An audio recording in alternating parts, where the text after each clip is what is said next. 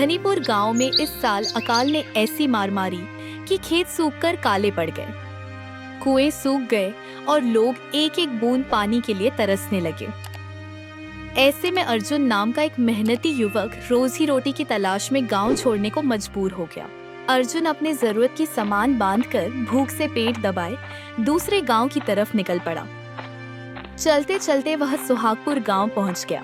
यहाँ न उसे रहने की जगह थी और न ही कोई परिचित चेहरा।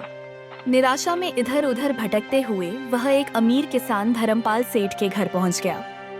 सेठ जी, मैं अर्जुन धनपुर गांव से आया हूं। हमारे गांव में अकाल की स्थिति है, लोग पानी के लिए तरस रहे हैं। मुझे किसी काम की बहुत ज़रूरत है। अगर आपके पास कोई काम हो तो बड़ी कृपा होगी। अरे अरे, तुम्हारी हालत तो बहुत खराब लग रही है। काम तो है, पर लगता नहीं कि तुम वो संभाल पाओगे। सेठ जी, आप चिंता ना करें, कोई भी काम दे दीजिए, मैं मेहनत और ईमानदारी से करूंगा।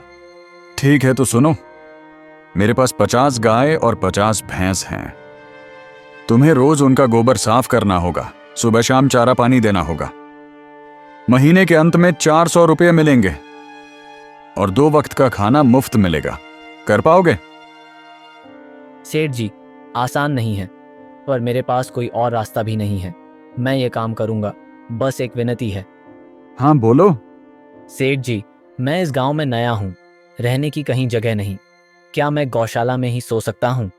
धर्मपाल सेठ ने उसे ऊपर से नीचे तक देखा, फिर थोड़ी देर सोचकर बोल पड़े।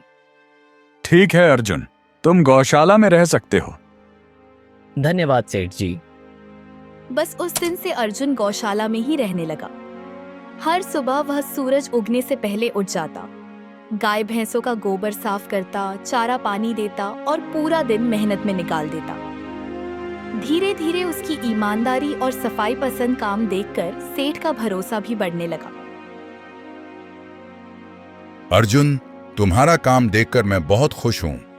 गाय पहले से ज्यादा दूध दे रही हैं और दूध की गुणवत्ता भी बढ़ी है, इसलिए आज से तुम्हारी तनख्वाह 600 रुपये कर देता हूँ। सेठ जी, आपका बहुत बहुत धन्यवाद। कई महीने इसी तरह बीत गए। अर्जुन ने धीरे धीरे कुछ पैसे जमा कर लिए और एक छोटी सी झोपड़ी बनवा ली। अब वह गौशाला में सोने के बजाय अपने घर सोने जाता, पर दिन भर खेतों और गौशाला में सेठ का काम करता। साल दर साल बीतते गए। अर्जुन बहुत सादा जीवन जी रहा था, पर मेहनत से अच्छा पैसा जोड़ पाया था। एक दिन वह चिंता से घिरकर सेठ के पास आया।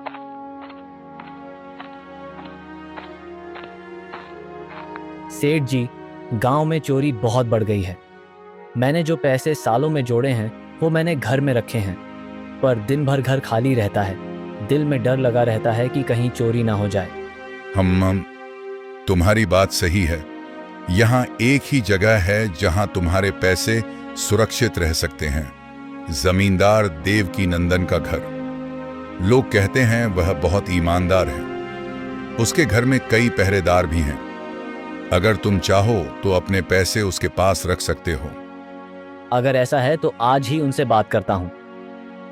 अर्जुन जमींदार देवकी नंदन के विशाल हवेली जैसा घर पहुंचा। नमस्ते जमींदार जी, मैं अर्जुन हूँ, धर्मपाल सेठ के यहाँ काम करता हूँ। हमारे गांव से कई साल पहले यहाँ आया था।